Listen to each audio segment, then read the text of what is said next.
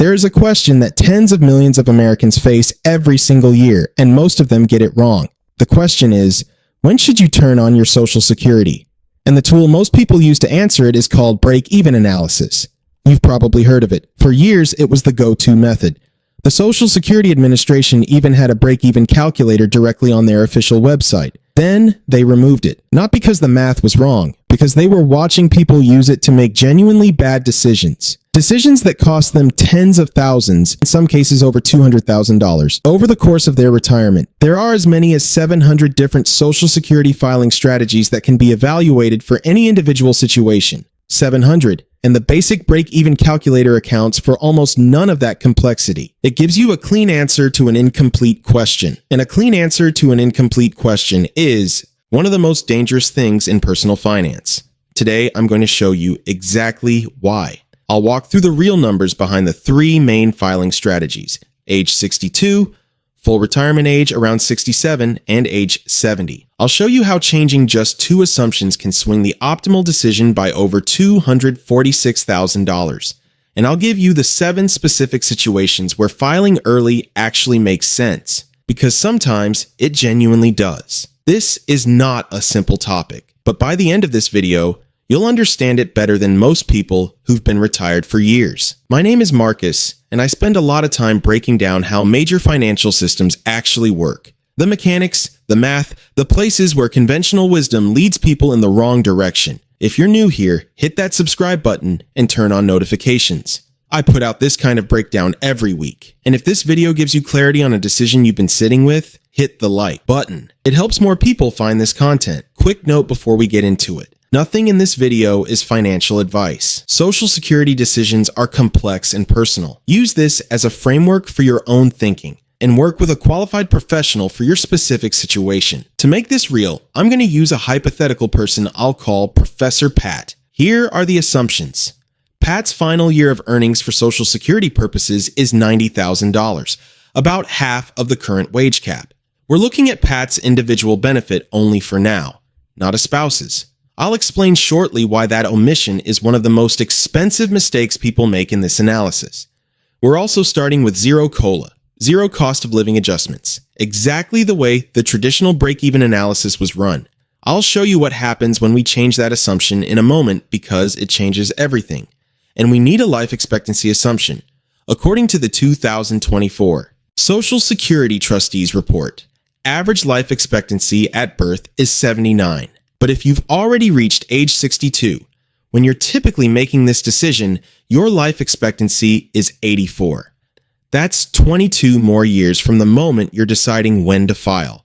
If you've made it to 62 and you're in reasonably good health without a family history of early death, your retirement planning should use at least 84 as your baseline. Planning for 79 when you're already 62 and healthy is almost certainly planning too short. Here's what the numbers look like for Professor Pat across the three claiming ages, assuming zero COLA and living to age 84.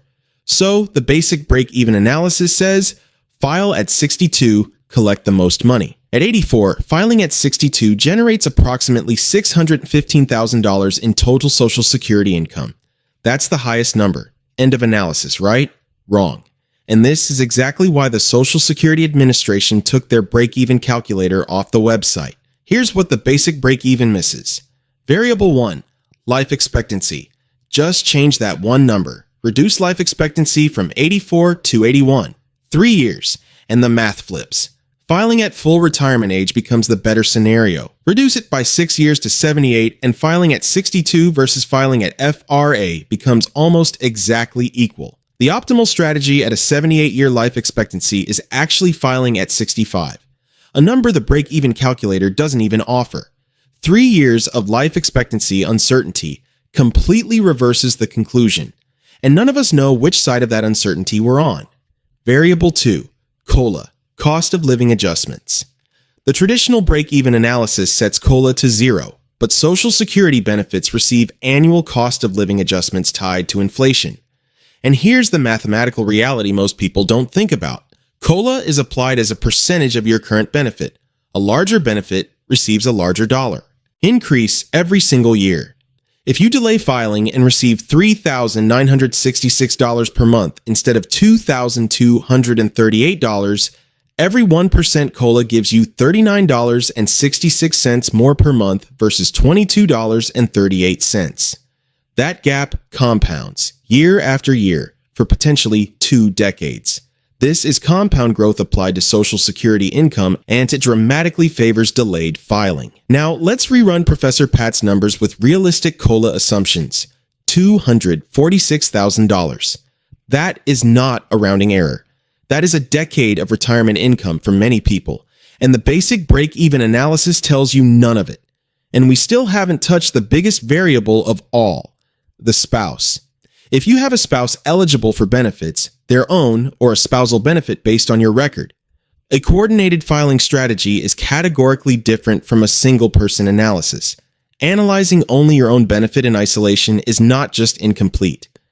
For married couples, it can be the most expensive mistake in the entire Social Security decision. The break-even chart is a starting point, not a final answer. Your life is not a formula. To make the right decision for your specific situation, you need to consider 3 things together. First, the break-even calculation. It's not useless, it's just insufficient on its own. Second, your individual circumstances, your health, your family health history, your retirement age, whether you have other income sources that can bridge the gap if you delay filing, whether your assets are invested, and at what expected return. Every year you delay past 62, your benefit grows by roughly 8%. If your assets aren't reliably returning 8% or more, the math may favor delay. Third, the other benefits your filing decision might unlock or affect: spousal benefits, survivor benefits, dependent benefits if you have children under 18, divorced spouse benefits if you were married for at least 10 years. These benefits exist in the system and can be significantly impacted by when and how you file. Here's a data point that matters. According to a 2024 Mass Mutual survey, the average retirement age in the United States is currently 62. 2/3 of retirees turn on Social Security before full retirement age. But retirement and Social Security are 2 separate decisions. Just because you've stopped working doesn't mean you have to turn on Social Security immediately. If you have savings, investments, or a pension that can cover expenses for a few years, delaying Social Security while those assets support you could be one of the highest return moves available in early retirement. Every year you delay, your benefit grows approximately 8%. If your investments aren't reliably expected to return more than 8%, the math often favors waiting. Let me walk through each one. Reason 1, health considerations. If your own health or your family's health history suggests you have a meaningfully lower chance of living past your break-even age, filing early maximizes what you receive during your actual lifetime. A higher monthly payment at 70 is only better than a lower payment at 62 if you live long enough for the cumulative total to exceed the alternative.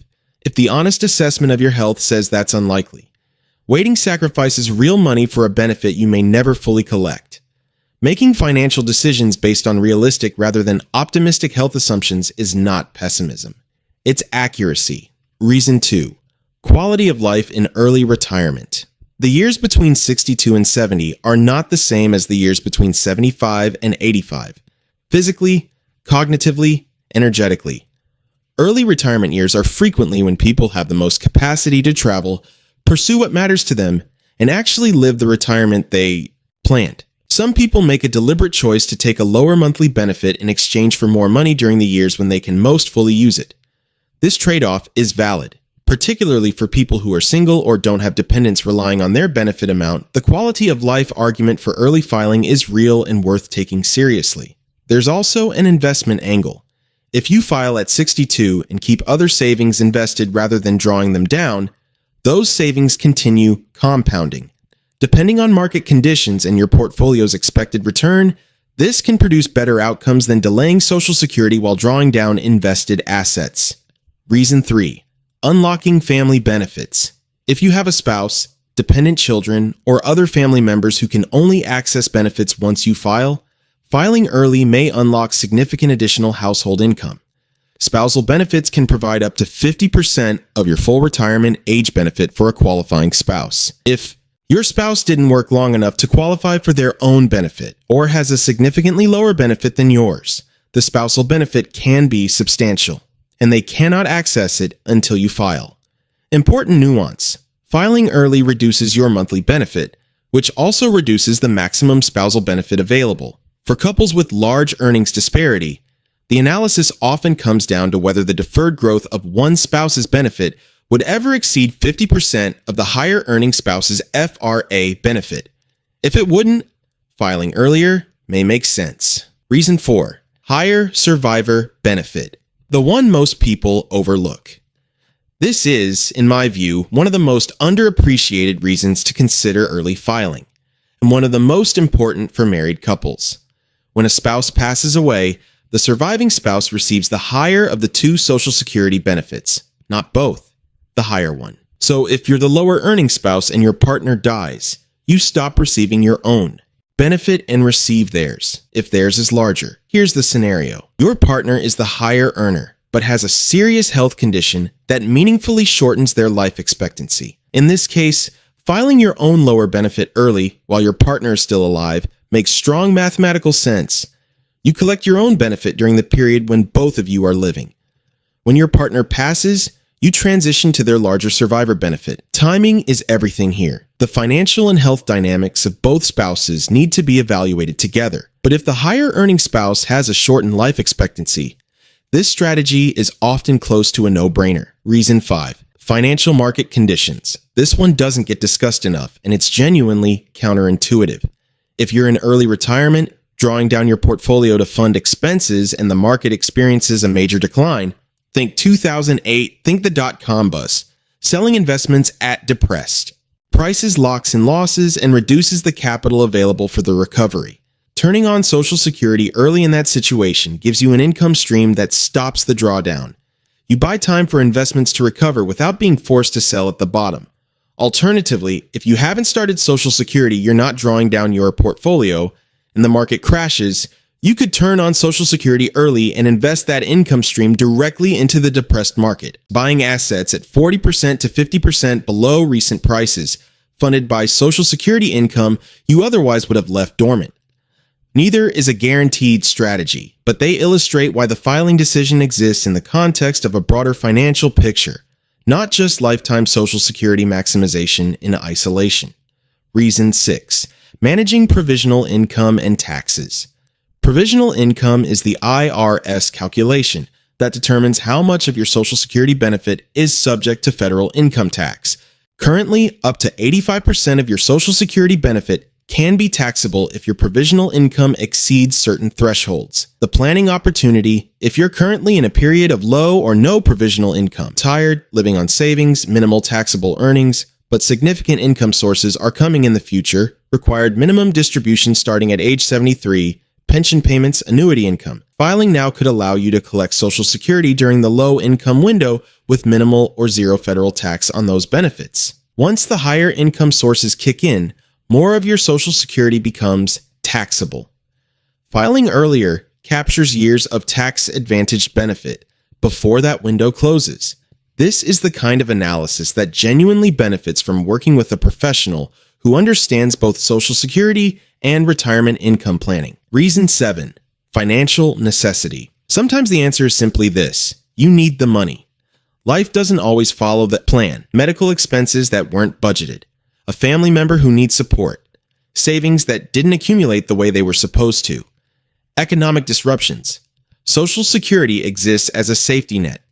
It is there for exactly these situations. Filing early, because your circumstances require it, is not a failure. It's using the system the way it was designed to be used. The only caution, make sure you've genuinely evaluated your options before deciding. Is there another income source you haven't fully tapped? Is the filing driven by a temporary cash flow problem with other solutions? If you've worked through the alternatives and early filing is the right answer, use the benefit. That's what it's there for. Let me bring this back to the core question. When should you file? The honest answer: it depends on variables that are genuinely specific to you. Your health, your spouse's health and benefit record, your other income sources, your tax situation, your life expectancy. Assessment: whether you have dependents, what the market is doing when you're making the decision. The break-even chart is where you start, not where you finish. Changing life expectancy by 3 years flips the conclusion. Adding COLA turns a $71,000 question into a $168,000 question. Failing to account for your spouse can cost you outcomes you didn't even know were available. Every year you delay from 62 onward, your benefit grows by roughly 8%. That is a guaranteed risk-free return on the decision to wait. If your invested assets aren't reliably expected to return more than 8%, the math often favors delay. If they are, or if other circumstances apply from the 7 reasons above, it may not. This is not a decision to make quickly. Not a decision based on what a neighbor did or what you heard at a dinner party. Not a decision to outsource entirely to a generic calculator that doesn't know your health history, your spouse's benefit, or your provisional income situation. Do the homework. Run the real numbers. Work with someone who understands Social Security in the context of your complete financial picture. The Social Security Administration removed their break-even calculator from their website because people were using it to make poor decisions. That's not an indictment of the people. It's an acknowledgement that the tool was framing the problem too simply.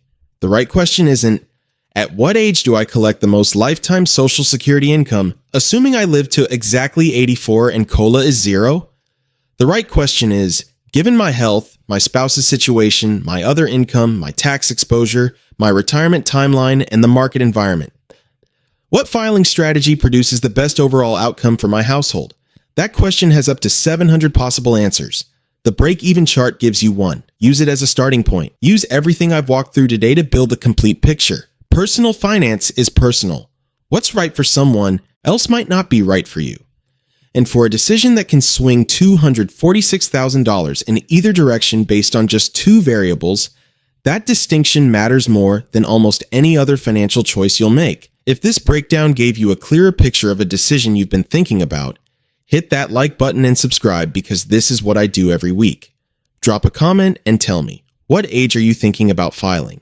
Or what's the factor in your own situation that makes this complicated? I read every single one. See you in the next one.